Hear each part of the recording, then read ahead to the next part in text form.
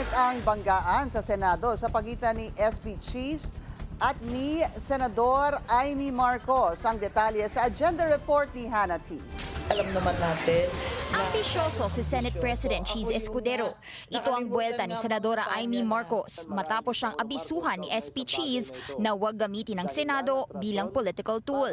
Matatanda ang pinalaya mula detention ni Escudero ang nooy kinontempt ng komite ni Senadora Amy na si Ambassador Marcos Lacanilaw habang iniimbestigahan ang naging pag-aresto kay dating Pangulong Rodrigo Duterte.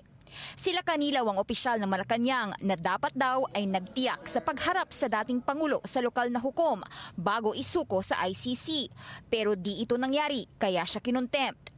Ani Escudero, lumabag sa due process ang senadora dahil pinadetain niya si Lacanilaw nang di niya inaapruba. Pinaalala ni Escudero na hindi para gamitin ng Senado sa pansariling interes, lalo na sa mga tatakbo sa eleksyon katulad ni Senadora Amy.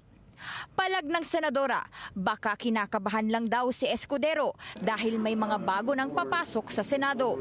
mataas ang iniisip nun eh. Bagong kongreso, syempre, bago na naman ang Senate President, siguro baka natetense. Hindi ko alam. Kasunod ng pagpapalaya, naghain pa si Escudero ng show cause order kay Lacanilaw para pagpaliwanagin within 5 days kung bakit di siya dapat i-detain ng komite ni Senadora Amy. Pero wala naman daw ito sa Senate rules, ayon sa senadora. Balikan natin ang tunay na rules ng Senado kung saan walang mahahanap kahit minsan ang binabanggit na show cause.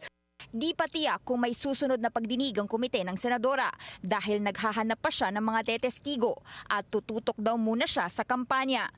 Para sa agenda, Hannah T. Bilyonaryo News Channel.